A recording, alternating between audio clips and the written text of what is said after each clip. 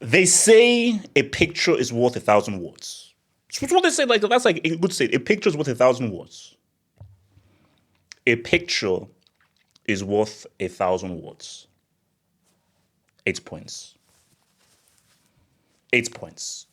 It gets real. Like whenever I say it gets real, this is what I mean by when I say it gets real. Like when you look at it gets real.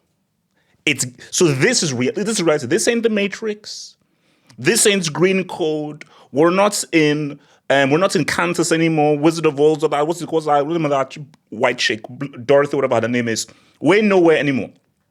This is called reality. 8 points. Shout to my French people out there, wits. Shout to my Spanish people, ocho. Shout to my Alaskans out there, watalito, whatever it's called. It's real. So I think I don't want just to start there where this is yet another milestone in what I think is going to be a very fascinating Premier League title race. And let me talk about this Premier League title race. Before this game, Liverpool fans were like, so that's the bottom of the table. They've only won once in their last 5 games. I think they have like 4 L's. Oh, simple. I keep saying this and people don't want to listen to me. In football, similar to life sports, especially in football, never assume. First, against 20th, it's an easy dub. Home, away, wherever you want to call it, it's an easy dub. But Liverpool had to dig through because there was pressure on Liverpool.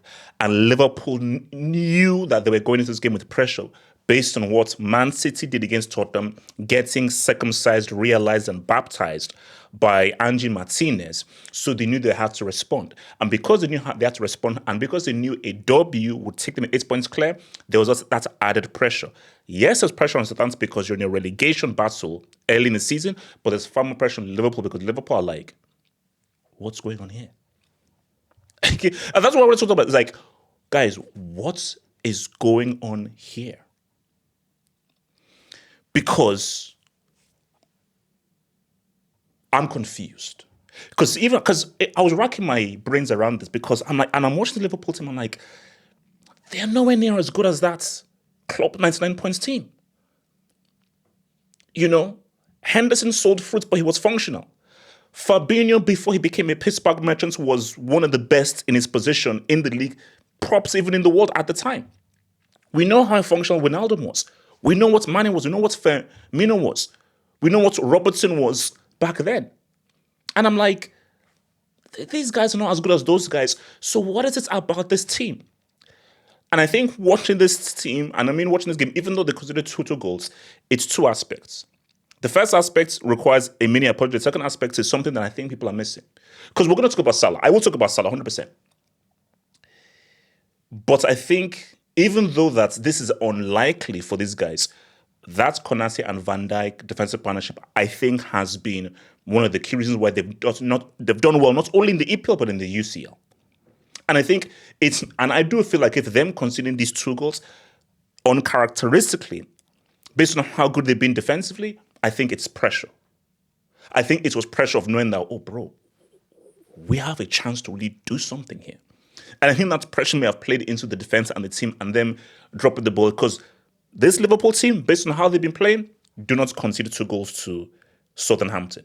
It doesn't happen. So that, because bro, guys, Konate, that's a talent. We already know what Van Dijk is. We know what Van Dijk has done, and Van Dijk, you can argue, has been one of the best defenders of his generation. And we know of Van Dijk's impact because people talk about attackers. His impact as a defender defensively on a team, I think, is very understated. And I think people need to talk about how many defenders impacted their team more than Van Dijk as a defender. You can name a lot. So give the Vert his flowers. Give the Vert his flowers. But I think for your boy Konate, man, this is a rising talent. And even seeing him earlier on, bro, like this guy, he understands how to defend. He's good on the ball. He's consistent. He rarely makes mistakes. He has high concentration. And you combine these both guys together, a young one in a Konate and a experienced one in a Van Dijk, you have a great defensive pair. And that is always a great foundation for every single team. Pep, are you listening? Defenders matter. Respect specialists. All this, oh, a defender can play from the back. I don't care about defender playing from the back. I want my defender to defend. I want my defender to be a specialist. I don't want my defender to score goals or to be a great passer. Those are extras. Be a great defender. And Konate and Van Dijk, first and foremost, they are quality defenders.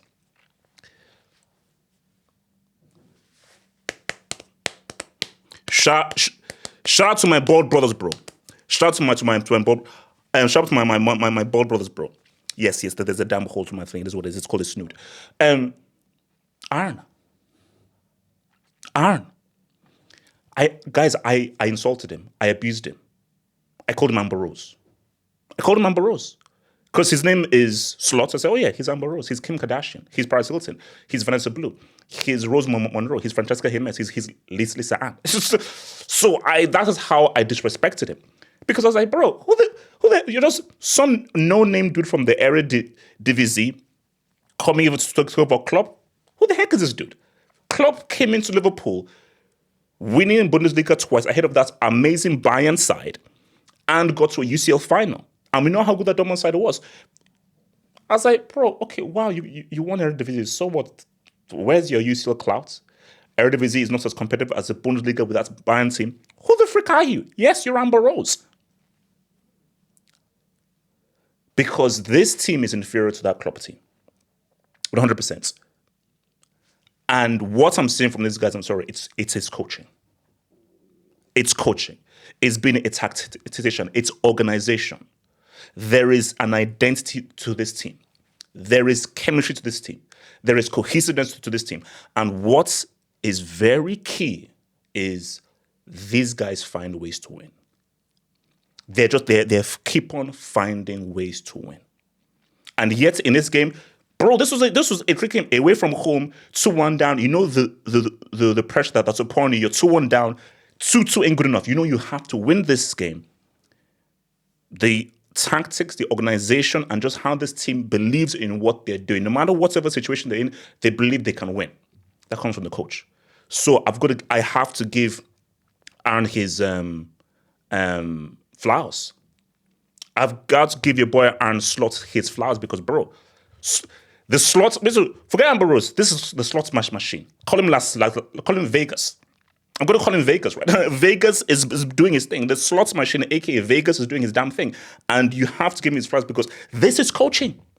This team is not amazing. I'm sorry. Talent-wise, they're good. They're good. Van Dijk, Konate, we got to Salah, good with Diaz. They're not amazing. So when a team is not super amazing, and I don't care what anyone says, that City squad is more talented than this Liverpool squad. So once how he's been able to get these results out of these guys with an inferior squad to Pep's team, that's a discussion for another day. Before I end, Lala. There was like a stat that came. I'm not a stats guy. Because that came that I think Salah, he has the most involvements for his team's goals. Like he has the greatest involvement of his team's goals. I think Saka is also top 5 as well. And for me, like I don't do stats. I watch this thing called the eye test. So I don't need stats to show Salah's value. When you watch the games, there are things that stats don't show you.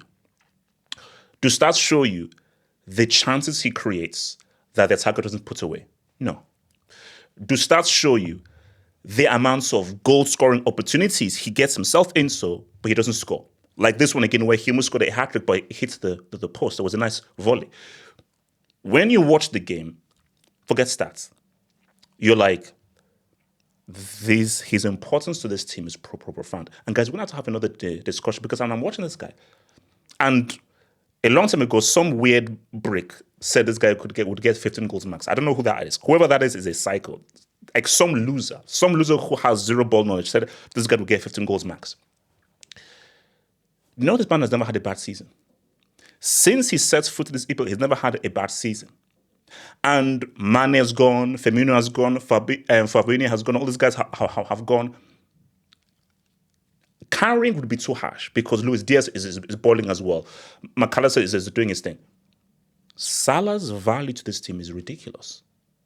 Whether it's goal scoring, whether it's assisting, whether it's ensuring that I'm going to put away that penalty, no doubt, his value to this team is profound.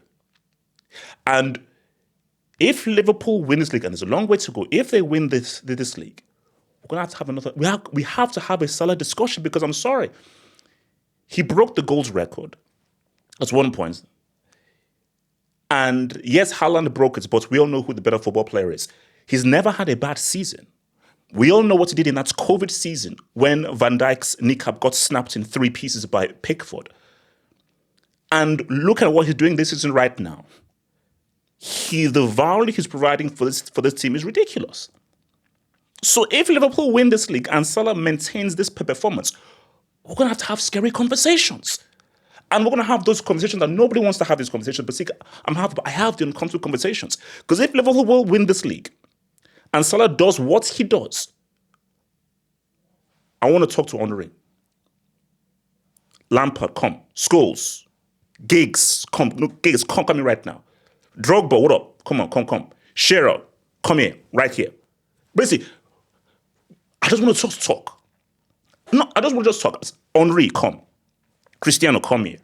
Yo, Rio, Terry, Shearer, this way. Cole, I mean, I want to just have a discussion because if he does, all I'll say is put your resume on the table, put the resume on the table, and let's compare what you did as an individual and what you provided as an individual and what he did for an individual. How much help you had and how much help he had.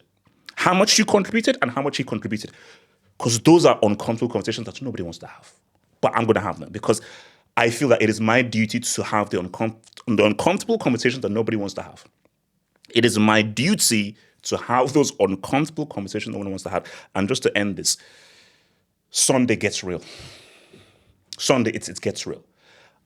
I have been quoted by saying that this ain't going to be 11 points. So I believe that either Sunday is going to be a draw or it's going to be a thing. So hold on. So it's 24, 25, 26, 27, 28, 29. Wait. So this is 24th, 25, 26, 27, 28, 29, 30. So it's first deck 1.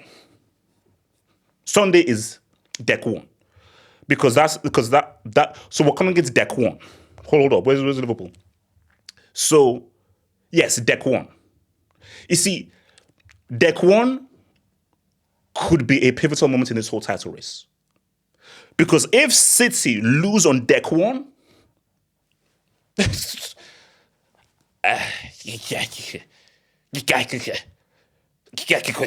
guys, 8 points. Now, 8 points is not insurmountable. But the issue with this 8 points is Liverpool are going to drop points, 100%. City have to sort themselves out. Because yes, 8 points, of course, City can get for 8 points. They've done it before. But when they did it before, they never lost 5 times in a row. You know, so 11 points, it's tricky. I still believe City will win this league because we're not having a situation where the slot machine, in his very first season, when I called him an adult performer. Shout out to X Videos. We're not having the slot machine in his very first season win the Premier League. That's not happening. That can happen because that's a hunger that nobody wants. See, like that's that scary hunger that nobody wants. Because I don't want that anger. Heck no. Because bro, the kind of things we'll say about Arteta, the things we'll say about Pep. It